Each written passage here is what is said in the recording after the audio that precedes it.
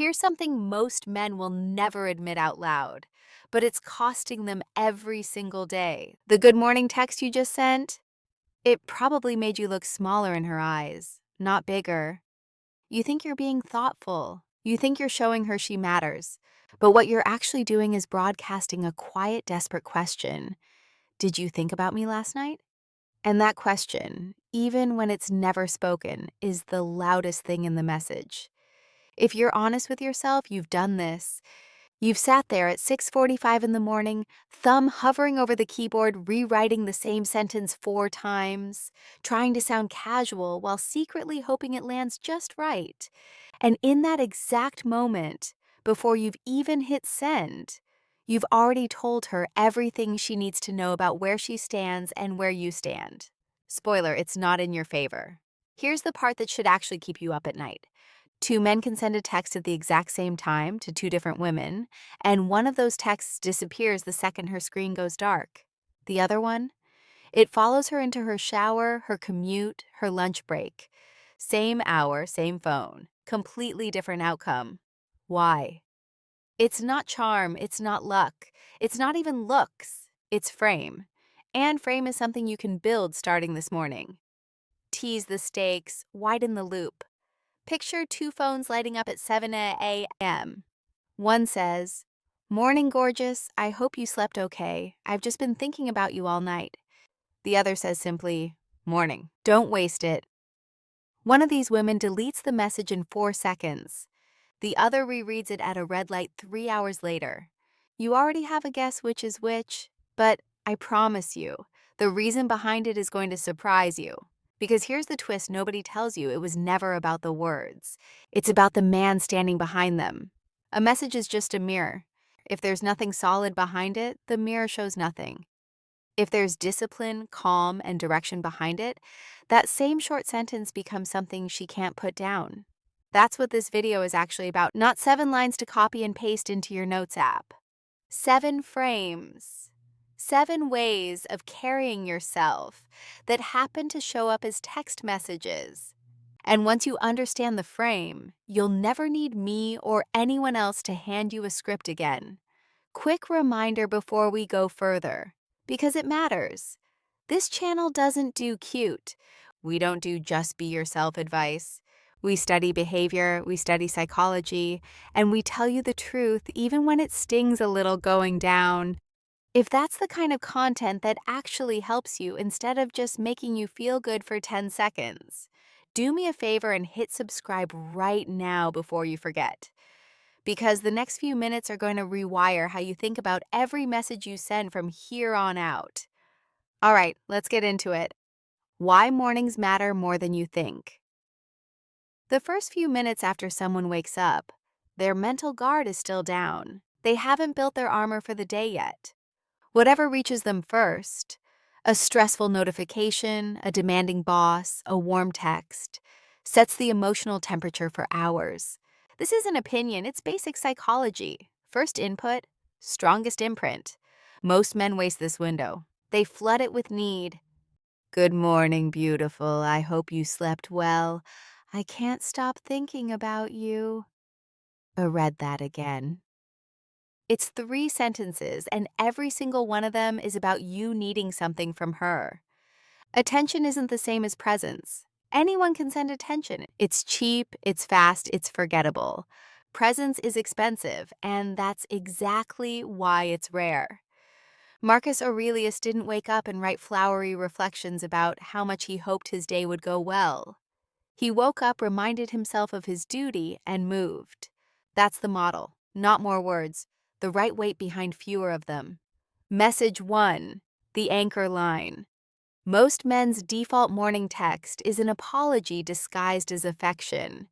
It says without saying it, "Please don't forget me." Compare these two. "Good morning, babe. I hope you have the best day. I've been smiling thinking about last night." Morning. Handle today like it owes you nothing. The first one is noise.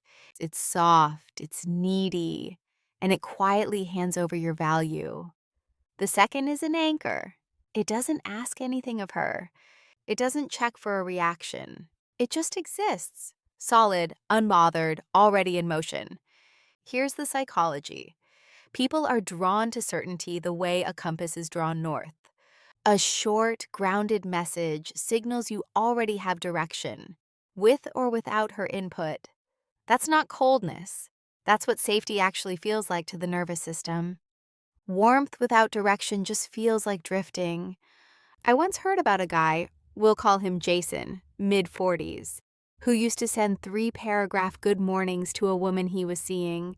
Her replies got shorter every week until they stopped. He switched to one line, "Morning, own it today." Her replies came back longer, warmer, and this is the part that matters. She started initiating conversations for the first time in months. Nothing else in his life changed except the frame behind 11 words. But here's the catch, and I need you to sit with this. The line only works if it's true. If you're not actually a man who's handling his day, the words are hollow, and hollow words rot fast. So before you ever send that anchor line to her, say it to yourself in the mirror first. Live it, then text it. Message 2. The quiet. Dare. Most men think comfort is the goal. Feed her ego. Tell her she's amazing. Make the morning soft and safe. But comfort alone doesn't build attraction. It builds a nice roommate. Attraction wakes up when someone believes in a version of you that's slightly bigger than the version you're currently living as. That's the quiet dare. Don't let today shrink you. You're built for more than that. Notice what's missing. No compliment, no flattery. Instead, an expectation. You're not treating her like glass. You're treating her like someone capable of carrying weight. That's a form of respect most people never receive, and it hits differently because of it. There's a simple truth in human behavior. People rise or fall to the standard set for them by someone whose opinion they value. The moment you become someone whose approval isn't handed out freely, your words start carrying interest. Video subscribe. Before message 3, because this next one is the one people screenshot the most. If you're getting something out of this, tap subscribe now. It genuinely helps this channel keep making content like this, and it takes 2 seconds. Also, stick around because message 4 involves something you probably haven't tried before, and it changes everything about how she experiences your morning without you typing a single word. Message 3. The open door. Certainty is comfortable. It's also forgettable. The human brain doesn't obsess over things that are fully resolved. It obsesses over things left unfinished. This is called the Zeigarnik effect, and it's the exact reason unfinished thoughts loop in your head at 2 a.m. while finished ones just fade. So instead of explaining yourself, you leave a door open. Today's going to tell me something about you. That's it. No context, no explanation. Her brain can't just file that away lest it has to chew on it. What does he mean? What is he expecting? Is he testing me? While she's turning that sentence over in her mind 3 separate times throughout the day, you're already 3 tasks deep into your own morning. Unaffected, unmoved. This is intentional incompleteness, not confusion, not mixed signals, just enough space left for her imagination to do the heavy lifting for you. Message 4, the wordless frame.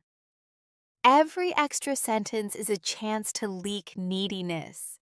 Sometimes the strongest message is no message at all, just an image. A single photo, sent without caption, does something text can't.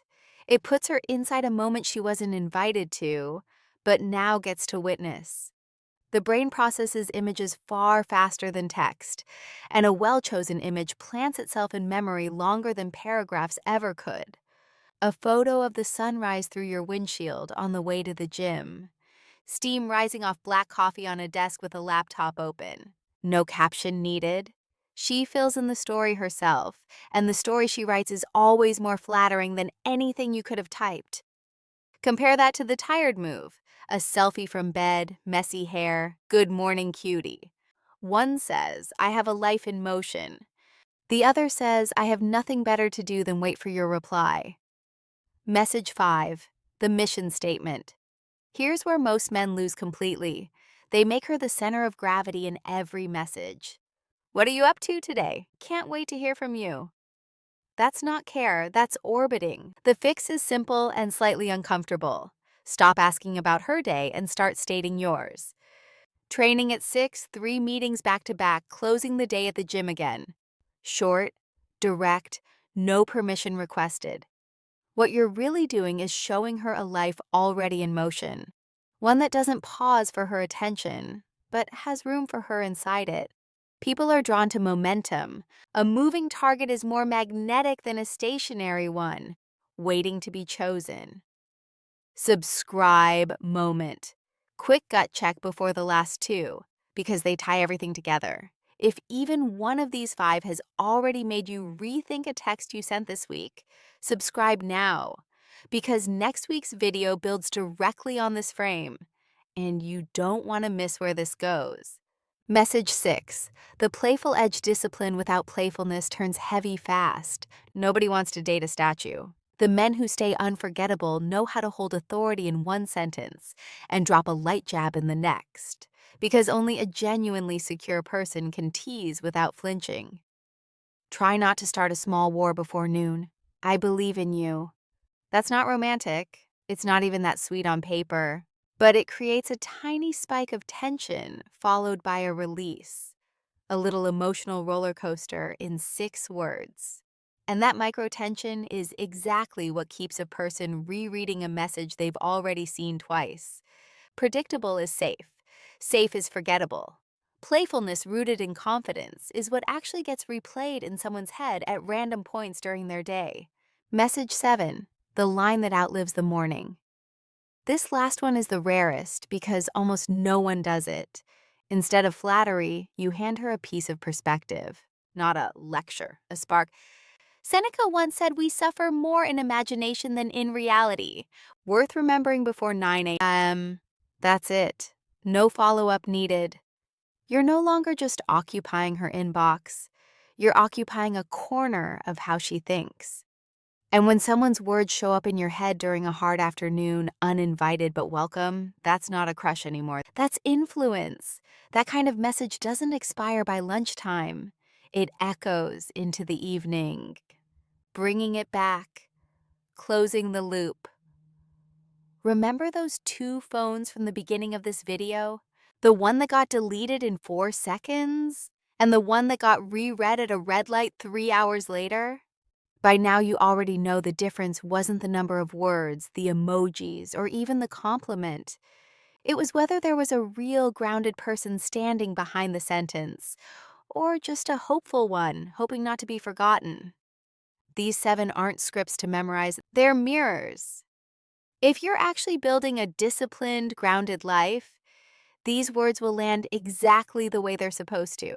If you're just copy-pasting a line hoping it works like a magic trick, it won't, because people can feel the difference between a performance and a presence.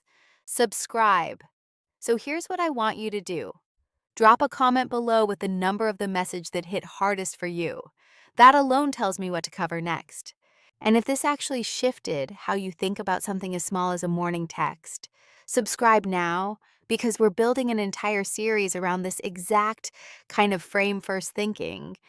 And you don't want to walk in halfway through. One text won't change your life, but the man who sends it, the version of you standing behind those 11 words, that's what actually gets remembered. I'll see you in the next one.